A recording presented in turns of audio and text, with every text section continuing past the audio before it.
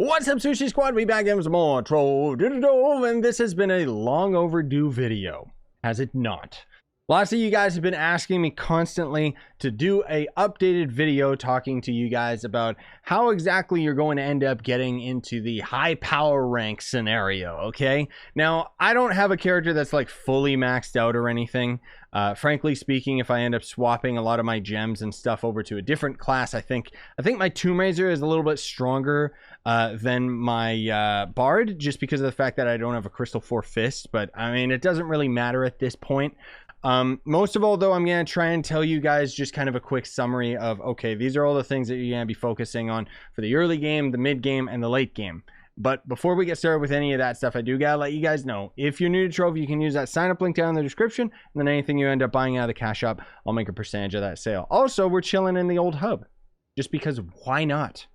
So early on in the game, I mean, does early in the game like power rank even matter that much? Like, it kind of does, but it doesn't, right? Like, the biggest thing that I would say you're going for power rank at the early game is you're trying to end up getting up to 5,000 power rank so that you can end up getting into the Everdark so that you can get your class gem abilities, which we've got other videos that talk about gems and so on and so forth. Today is specifically focusing on power rank. So generally speaking, when you're trying to end up getting to that 5,000 power rank, which I know to a lot of you might be like, wait, that's early game? But it's like, yeah, that's pretty much the earliest portion of the game where you actually need to have higher power rank in order to end up progressing further. Because unfortunately, one of the things that ends up happening with Trove in terms of its progression is that you'll basically end up hitting a ceiling, and then you'll have to go out of your way to end up finding a set of gems or a set of gear that is just generally going to end up increasing your power rank, and then you'll hit another ceiling,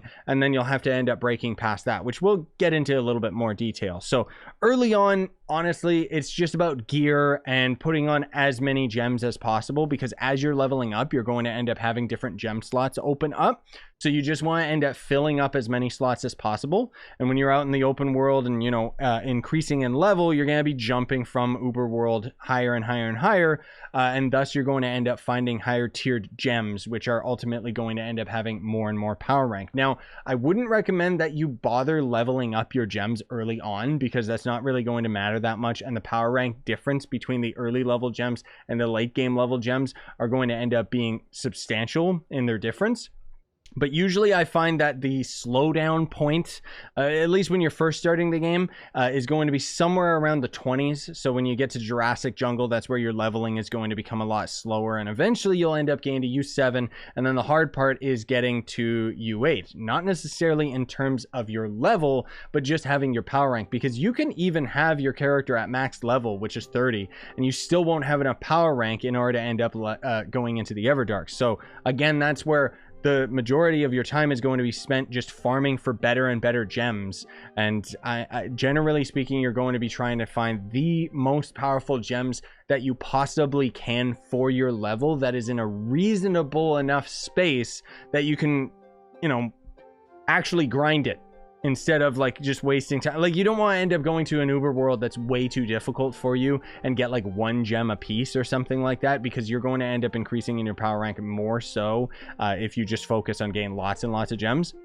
Now, another thing too that comes a little bit to the mid game is going to be, I don't know, like mastery, obviously, gems and gear and so on and so forth. But when you finally end up getting to that point where you get that 5,000 power rank, it means you can go to the Everdark and you can get yourself a class gem, which means that you will get a gem that is pretty much guaranteed going to end up being a stellar gem. And unfortunately, sometimes they can generate with the wrong stats, but that doesn't necessarily mean that you don't want to max out the class gem, because the class gem is free power rank. That's probably going to be one of your early gems that you'll really focus on getting max level, if not fully augmented and using it until the end of the game. But another thing that you can kind of keep an eye out for when you're getting like empowered gems in particular is if an empowered gem has 3 stars on it like right away, or all 3 stats right away, it means that generally when you level it up, it's going to end up having a higher power rank without the need of augmenting. Because gem augmenting basically is going to force every stat on a gem to be perfect, which also forces the power rank to be the exact same set amount for every gem. So every empowered gem, and this is late game by the way, is always going to be 2251, as you can see. So anyways, moving on to kind of the mid tier where you're finally able to actually handle U8. You're going to want to hop into Geode's top side right away because you can actually craft yourself crystal gear very, very early, very, very easily, or at least end up getting yourself a crystal weapon. So that's going to be right here at the Sunseeker table. And, you know, the power rank that you get off of crystal gear is going to end up being a pretty decent increase, especially considering the fact that most of you, once you get to this point, unless you've bought stellar gear from another player, which I do not recommend, you'll probably end up getting crystal gear before you end up moving up and actually getting stellar gear. Because one of the weird consensus with this game is that lots of people still highly covet stellar gear, acting like it's some type of a big deal, even though even crystal 1 is going to end up being significantly stronger than maxed out stellar gear. The only difference is that obviously the stellar gear is tradable, whereas the crystal gear isn't. But if you can end up handling U8, you can end up getting crystal gear really easily just because the drops themselves are going to end up being quite consistent. Now, like I said, kind of moving on to the mid tier, obviously the power rank is still going to end up being the most palpable with your gear and your gems, just because generally speaking, that's going to end up giving you the biggest boost, which means that it's literally going to be tied to your character level and so on and so forth. But other things that you can end up watching out for is Trove Mastery is going to slowly end up increasing little bits of power rank here and there. And then also mounts and dragons and so on and so forth. Dragons in general can actually give you a pretty hefty increase in power rank, as I will show you momentarily. And if you don't know how the gear works and so on and so forth, basically U8 Geode Surface or even the Delves, frankly speaking, is where you're going to end up getting Crystal 1. And then in U9, you can get Crystal 1 and Crystal 2 gear drops. And then U10 can get Crystal 1, 2, and 3. And then in the Delves at depth 115 and higher, you can end up very, very, very, very, very rarely getting Crystal 4 gear, which is not as much of a power rank increase as you would think. Like here's a Crystal 4, so it's 1698 versus 1609. So you basically get like 90 or 89 power rank more, which I mean, I guess cool, but it doesn't really matter once you get to the end game. But dragons are going to end up being a pretty hefty increase because these are all going to end up giving a certain amount of power rank each, not to mention they're all going to end up giving you stats. That's kind of the big thing that sucks about Trove, is that a lot of the mid to even end game is very, very heavily reliant on the dragons. And the dragon coin gathering system that we have in the game, especially if you're free to play, is just, I don't know, it's just not good, you know, because the dragons will basically, you basically can only get dragon coins randomly depending on the hourly challenge. So that's going to be like if it rolls over to 1 o'clock, it's going to be random, whether it's a coin collection challenge, a rampage challenge, or just a dragon coin collection challenge, or so on and so forth, right? But it's always going to end up being random. I don't think that there's any rhyme or reason to it, which means that it's very inconsistent in terms of if you yourself are trying to farm for one specific thing, in particular the dragons. So that's where a lot of the dragon, you know, the reason that they have all of this is because they want you to get boosters. Greater dragon caches can give you a lot of dragon coins, not necessarily a lot of dragons. They just rarely do for some reason. But generally, again, you're just going to be focusing on gear and getting, you know, power rank off of mastery and dragons and so on and so forth. And then as you end up getting to the higher and higher tiers of worlds, you can end up getting more and more crystal gear. Honestly speaking, I would recommend that Trove's end game, like you could be satisfied with yourself if you only get up to crystal 2 gear. And then depending on how long you continually play Trove, that's going to end up making the biggest difference in terms of whether you're actually going to get crystal 3 gear, or if you want to actually go for crystal 4 gear, which good luck. But pretty much anything that's going to give you mastery is always going to end up giving you power rank, so long as it ends up increasing your mastery level. That's how you get extra power rank, which it doesn't really give that much. I think it's like 2 power rank per level or something, which I mean, it obviously adds up, but I'm just trying to get a point across. I don't think there's anything related to PvP anymore. I think it used to end up giving a decent amount of power rank or something. Honestly, you gotta go easy on me, guys. It has been literal years since I ended up having to actually farm power rank on any character. But again, that's the biggest things that you're going to be focusing on, is just unlocking as many things as possible.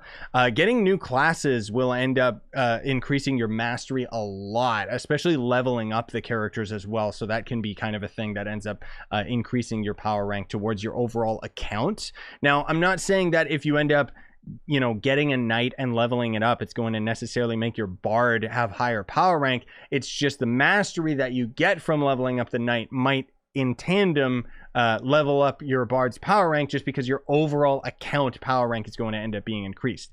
Another thing to focus on is banners. They're a really quick, easy way of getting extra power rank really quickly, because you can find banners pretty easily, especially in the delves. And then rings in general are going to end up being a pretty decent amount, but as you can see, it's not really a super, I don't know, it doesn't really give you that much. But again, once you get to the late game, it's going to be most of all just getting all of your gem slots hooked up, and then just increasing their power by augmenting them over and over again. And that wall, or that ceiling that I said earlier, I remember years ago, maybe this has changed a little bit, but if you'll indulge me, basically when you end up getting to U8, like that's where things get really difficult, because you'll hit a ceiling of needing to have higher light value in order to damage the enemies. Most of all, light comes from cosmic gems.